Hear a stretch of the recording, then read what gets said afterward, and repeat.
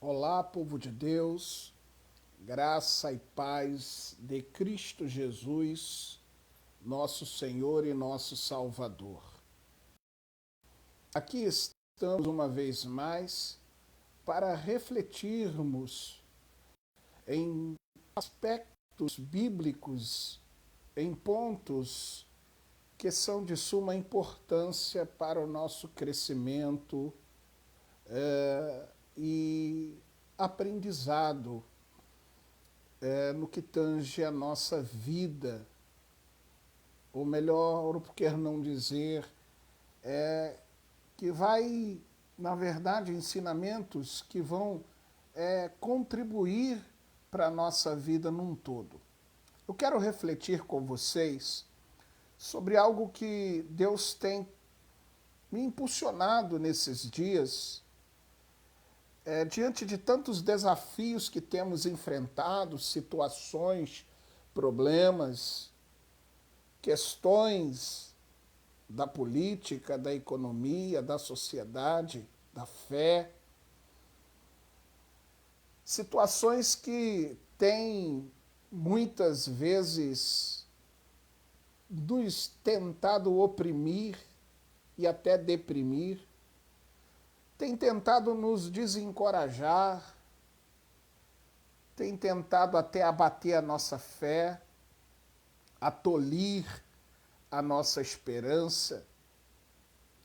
Mas eu quero refletir com vocês sobre o fato do que Deus pensa sobre cada um de nós, a respeito de cada um de nós. O que Deus planejou, o que Deus projetou, o que Deus organizou, o que Deus tem para cada um de nós. Porque é bem verdade que às vezes enfocamos só os problemas, só as adversidades, só as intempéries. Temos, infelizmente, o mau costume de enfocar somente dificuldades. Só que precisamos aprender, e nós vamos estar vendo isso aqui, através das Sagradas Escrituras, da palavra do nosso maravilhoso Deus, o que Deus pensa para nós, o que Deus deseja para mim e para você.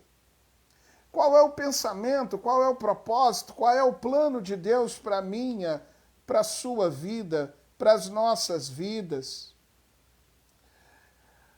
para o nosso ministério, para as responsabilidades que Deus nos confiou, seja ela das mais variadas formas, das suas mais variadas maneiras, seja na família, seja no trabalho, seja na vida acadêmica, seja na vida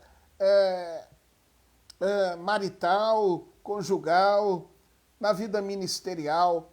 O que Deus tem para cada um de nós.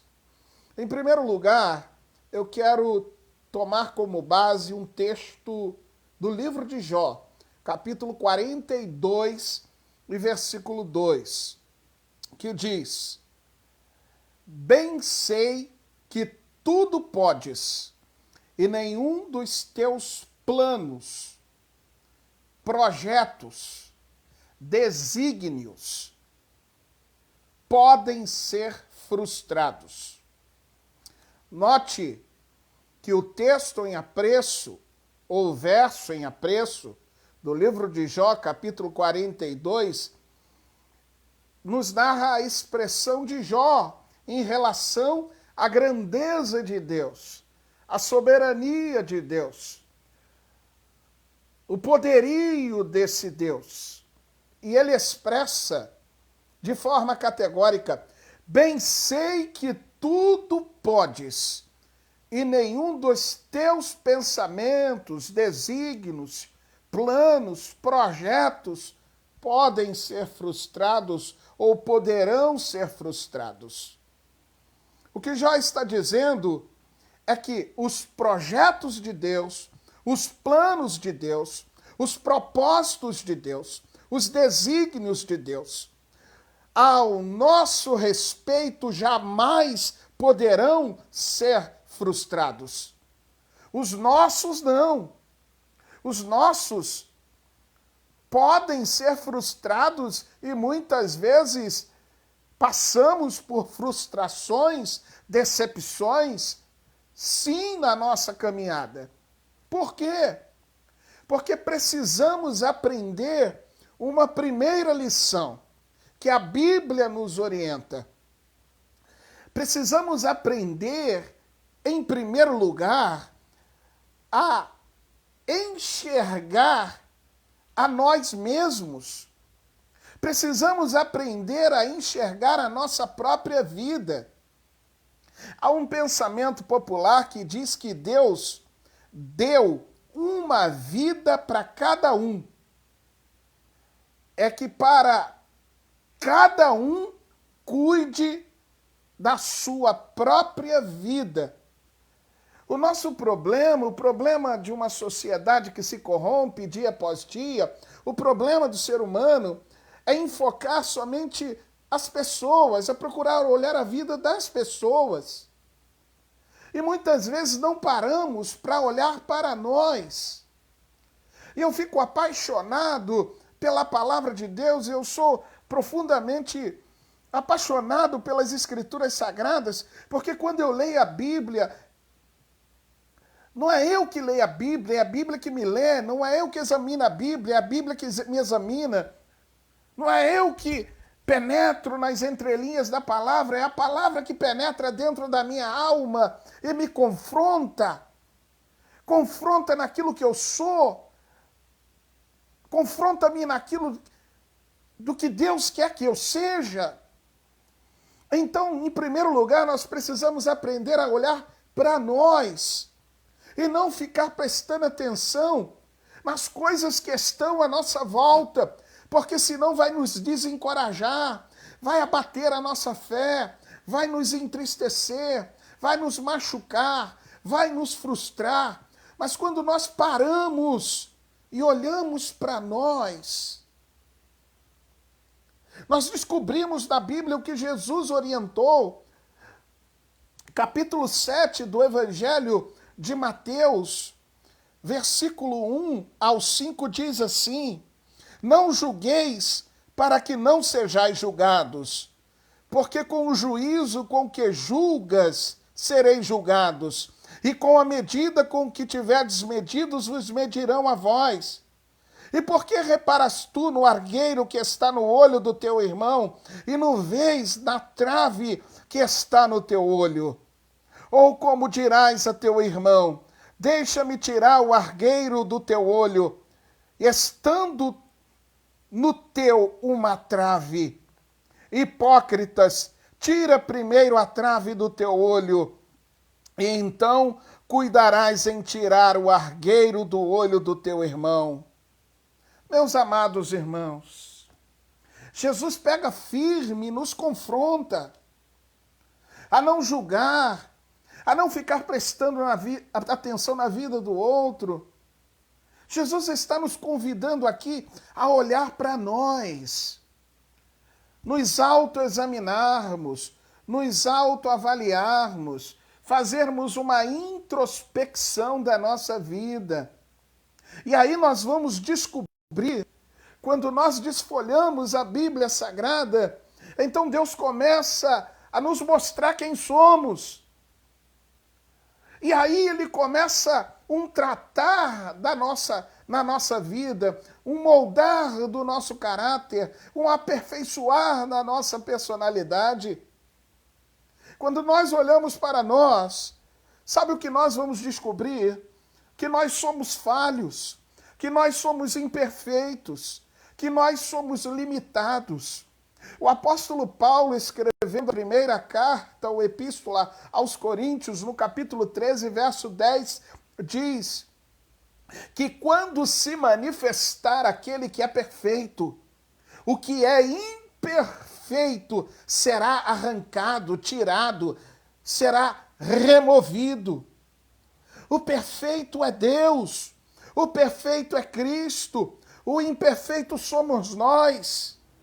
Então, quando nós olhamos para nós começamos a visualizar que temos tantas questões não resolvidas, problemas que precisam ser resolvidos, questões conosco mesmos, com nós, com cada um de nós, questões que fazem parte da nossa natureza, do nosso caráter, da nossa essência, que precisam ser trabalhadas. Então, quando eu olho para mim, eu vejo falha, eu vejo imperfeição, eu vejo limitação. E é isso que Deus quer que nós possamos visualizar, ver, olhar para dentro de nós.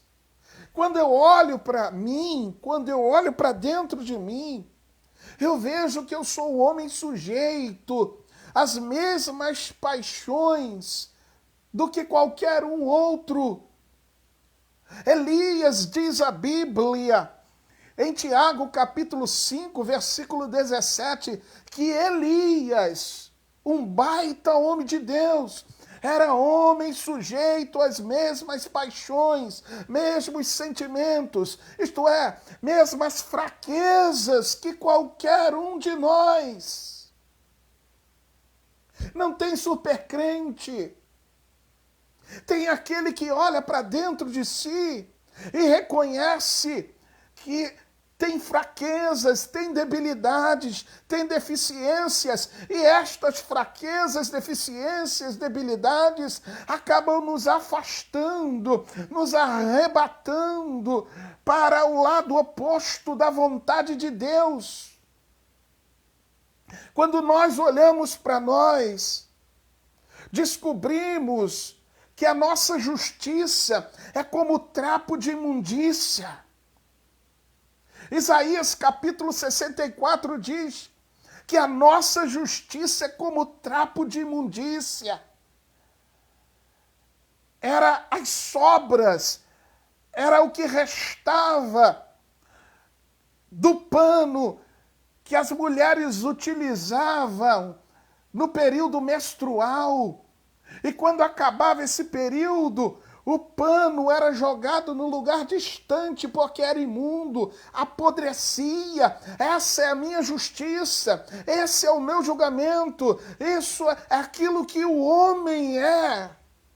No que tange as suas argumentações, os seus achismos, a justiça humana é como trapo de imundícia. Quando eu olho para mim, eu vejo que nós somos essencialmente pecadores. Romanos, capítulo 3, em verso 23, diz que todos pecaram, destituídos foram da glória e da graça de Deus, da presença de Deus. Não há um justo sequer. Romanos capítulo 6 e verso 23, o salário do pecado é a morte, mas o dom gratuito de Deus, louvado seja o nome do Senhor, é a vida eterna por Cristo Jesus nosso Senhor.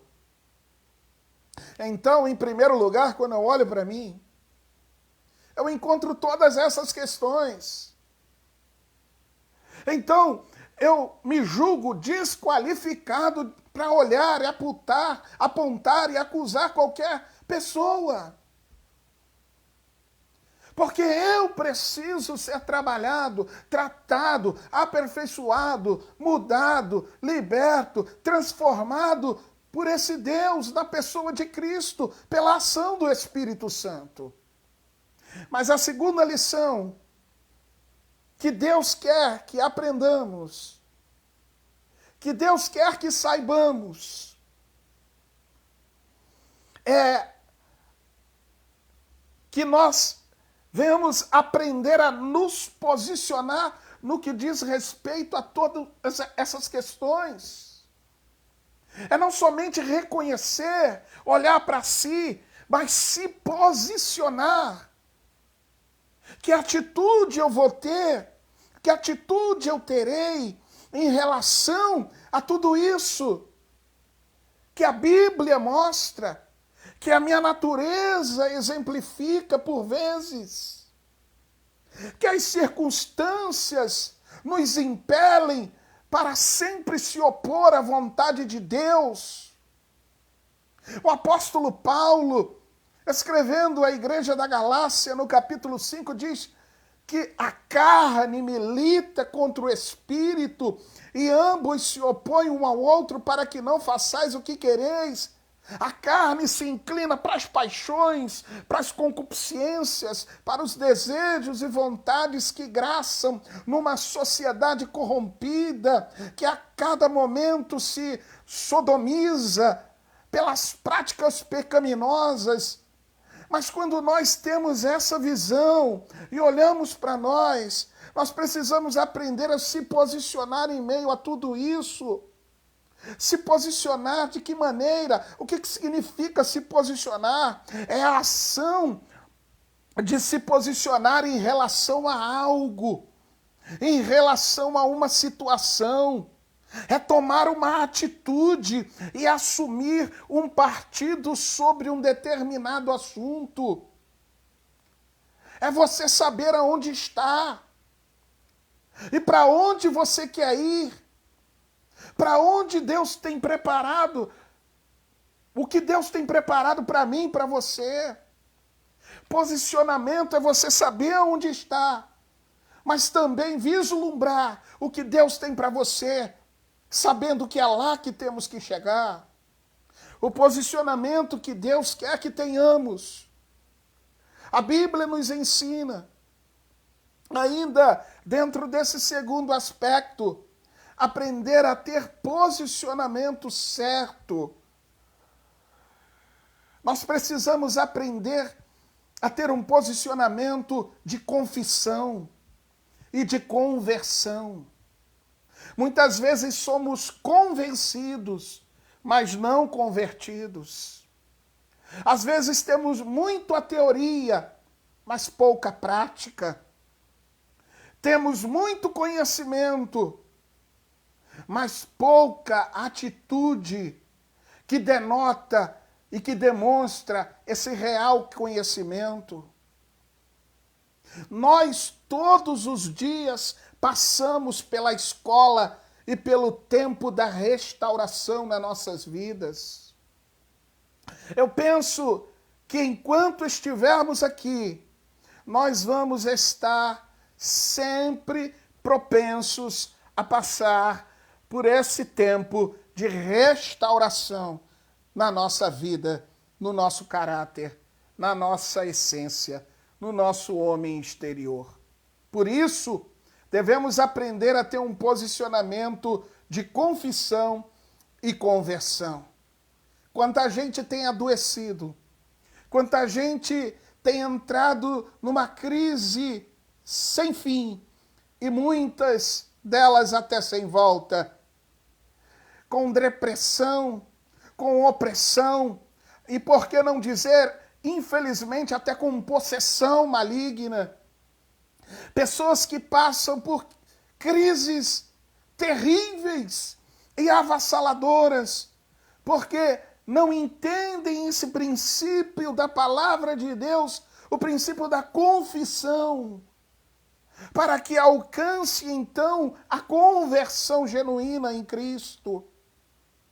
A Bíblia diz em Provérbios, capítulo 28, verso 13, quem encoberta, quem esconde as suas transgressões, nunca prosperará, nunca crescerá, nunca será bem-sucedido, mas aquele que as confessa e deixa, alcançará a misericórdia.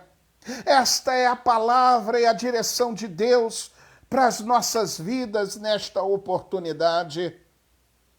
Aprenda o caminho, o posicionamento da confissão. Então é uma coisa que puxa a outra, que te leva a outra, a conversão. A palavra conversão na sua raiz, no seu original, na sua etimologia, significa dar a volta. Eu estou andando por um caminho, mas eu decido entrar no outro caminho, no caminho onde eu vou ser bem-sucedido, onde eu vou ter paz, onde eu vou ter conforto, segurança. A saber, o próprio evangelista João, no Evangelho, no capítulo 14, verso de número 6, disse, Jesus dizendo, eu sou o caminho, eu sou a verdade, eu sou a vida, ninguém vem ao Pai a não ser por mim. Então que possamos nessa noite refletir quanto a isso e aprendermos a nos posicionar confessando, para que Deus possa nos curar, para que Deus possa te sarar, para que Deus possa fazer você crescer, multiplicar, ser bem-sucedido. Muitas coisas estão travadas na nossa vida porque falta confissão. Mas não somente isto, a Bíblia diz, a palavra nos dirige e nos direciona, não só confessar, mas aquele que confessa e deixa, quando você rasga a alma, reconhece quem você é, reconhece as suas falibilidades, as suas deficiências, as suas fraquezas, coloca isso diante de Deus, em lágrimas, em jejum, em oração, em súplica. A palavra do Senhor nos admoesta e é categórica em afirmar, no Salmo 51, verso 17, que sacrifícios para Deus é um coração quebrantado e contrito, não rejeitarás, ó Deus.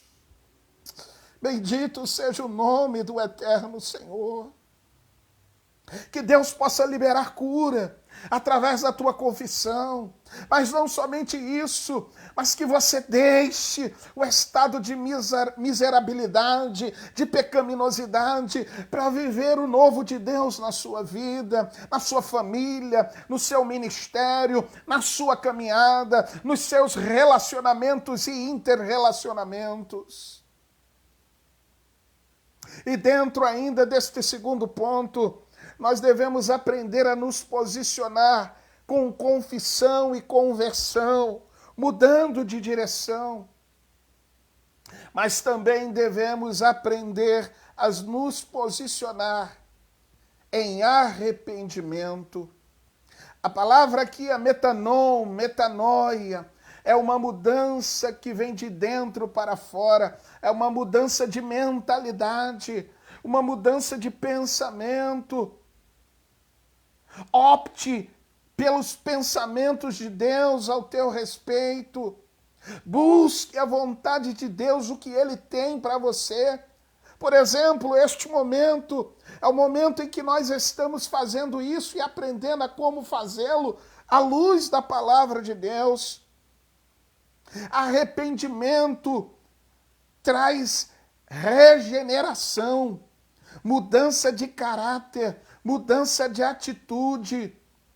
É chamada tríade da conversão, mudança de falar, mudança de pensar, mudança de agir.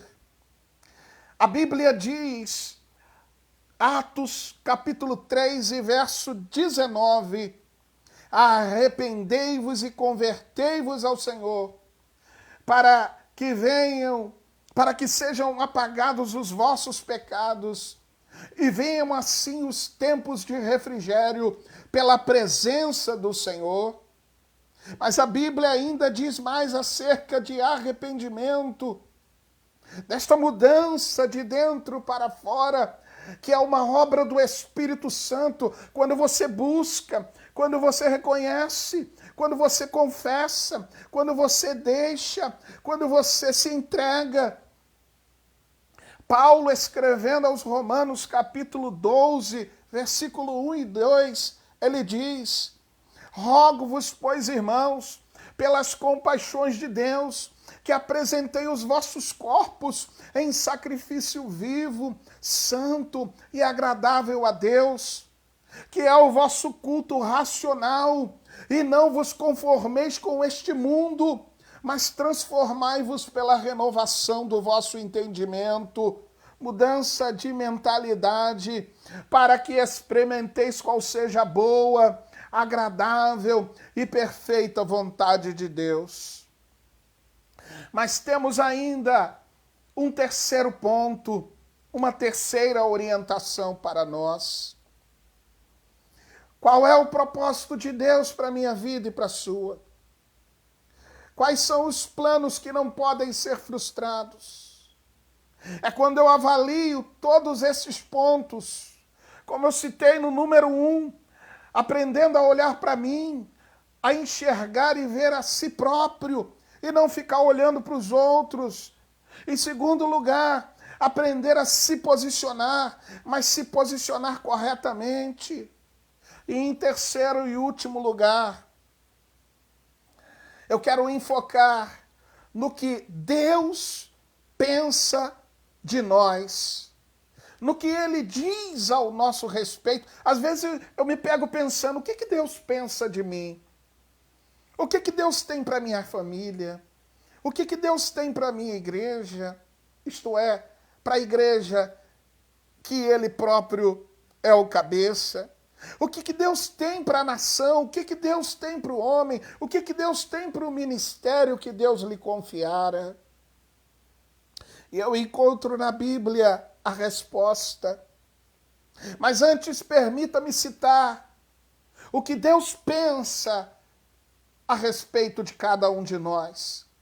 O profeta Jeremias, no capítulo 29, versículo de número 11 ao 13, diz assim: o Senhor falando, eu é que sei os pensamentos que tenho ao vosso respeito, pensamentos de paz e não para o mal, para vos dar o futuro ou o fim que esperais ou desejais.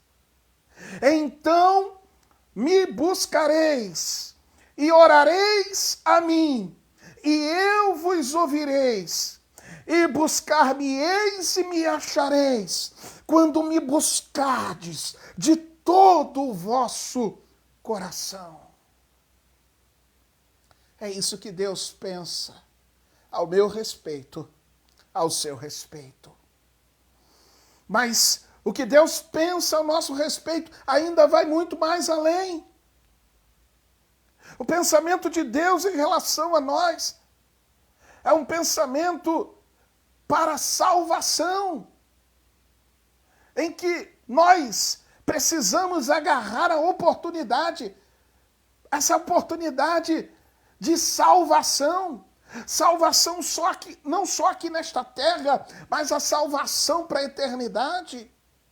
É por isso que no Evangelho de João, capítulo 3 e verso 16, nos afirma de forma categórica e linda e profunda, porque Deus amou o mundo de tal maneira que deu o seu Filho unigênito para que todo aquele que nele crê não pereça, mas tenha a vida eterna. Meu amado irmão, minha amada irmã, Deus tem salvação. A palavra grega aqui é soterion, soteria, salvação. Salvação na sua plenitude. Você está precisando de socorro, o Senhor é a tua salvação. Porque Ele te ama. Ele nos amou primeiro. Evangelho de João, capítulo 15, diz, Jesus dizendo, não foste vós que me escolheste, mas eu vos escolhi para que vades e deis fruto e o vosso fruto permaneça.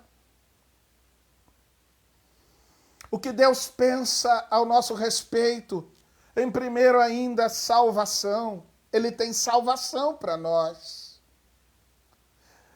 E dentro ainda desse terceiro aspecto, Deus, Ele tem justificação para a minha vida e para a sua vida. É Ele quem te justifica. É Ele quem nos justifica.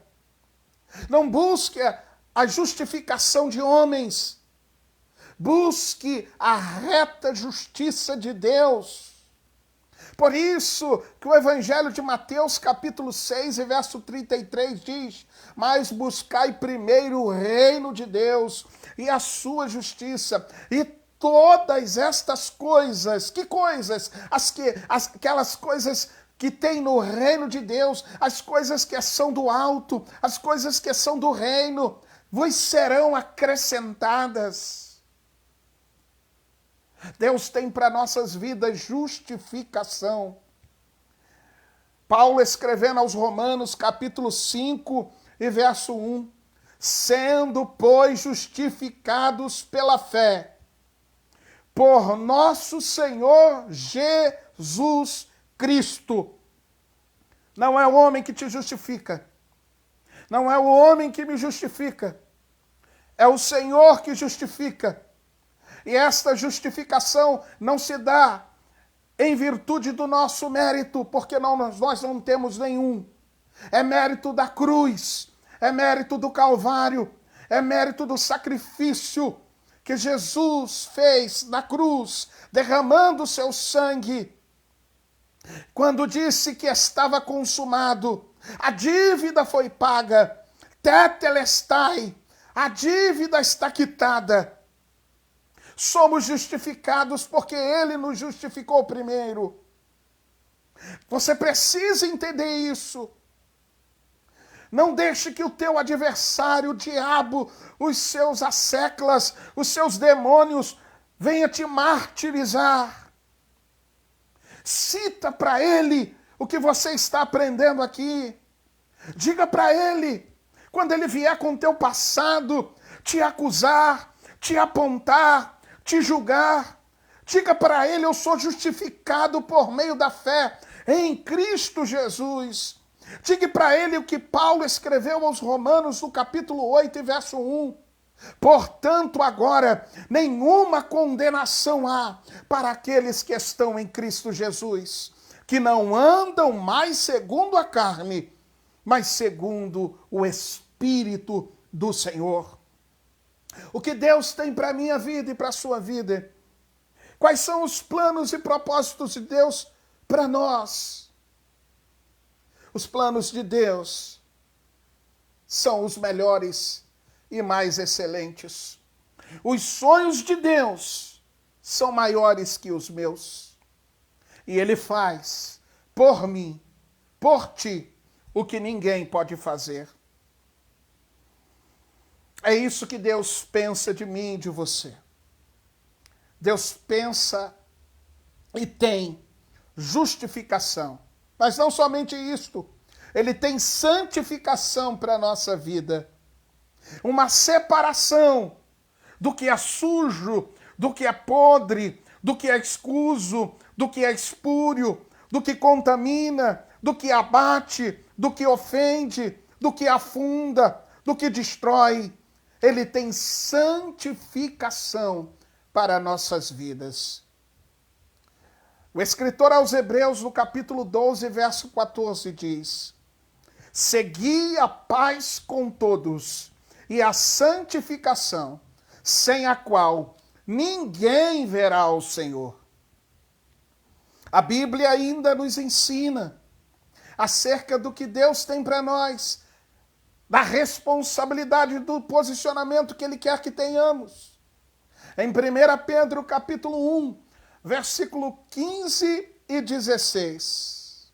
Assim como é santo aquele que vos chamou, sejais, pois, vós, santos, separados para o propósito de Deus, em todo o vosso proceder, isto é, em toda a vossa maneira de viver, porque está escrito, verso 16, sede santos, porque eu, o Senhor, sou santo. Mas o que Deus tem ainda para nós? Deus tem uma vida abençoada, Deus tem uma vida abundante. Evangelho de João, capítulo 10, e verso 10 nos diz: o ladrão vem senão para matar, roubar e destruir. mas eu louvo o nome do Senhor Jesus, que diz: eu vim para que tenhais vida e a tenhais com abundância. Deus tem uma vida abundante para você, para nós.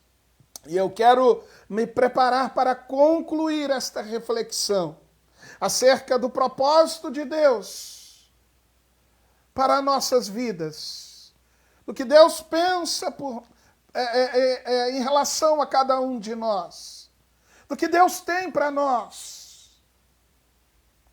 Eu quero concluir dizendo que Deus quer que comamos o melhor desta terra. Não é mensagem positivista, não é mensagem de autoajuda, é uma mensagem que traz a ajuda que vem do alto, porque está totalmente embasada nas orientações das Sagradas Escrituras. Então, em último lugar, Deus quer que comamos o melhor desta terra. O profeta Isaías profetizou acerca disto, dizendo no capítulo 1 e versículo 19: se quiserdes e me ouvirdes e me obedecerdes, comereis o melhor desta terra. Não aceite a ruína, a desgraça que o diabo tenta implantar sobre você. Há esperança em Deus. Há esperança para a sua vida. Há esperança para a sua causa aparentemente perdida. Há esperança sempre em Deus. Por mais que as pessoas digam, não tem jeito, não tem esperança, em Deus sempre haverá esperança. Só que é importante observar o que diz a palavra. Isaías capítulo 1 e verso de número 19.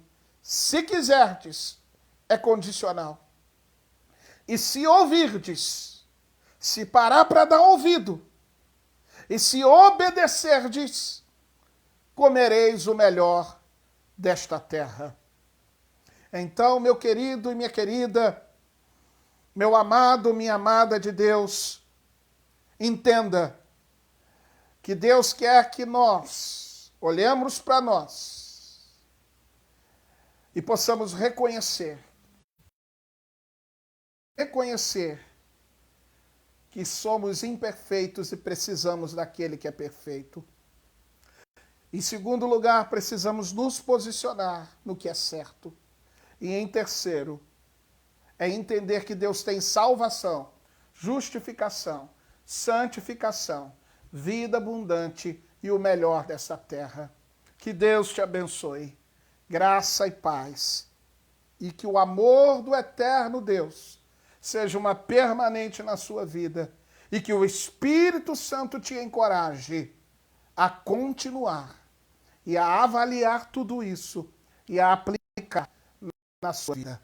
Que Deus em Cristo continue a te dirigir. Amém.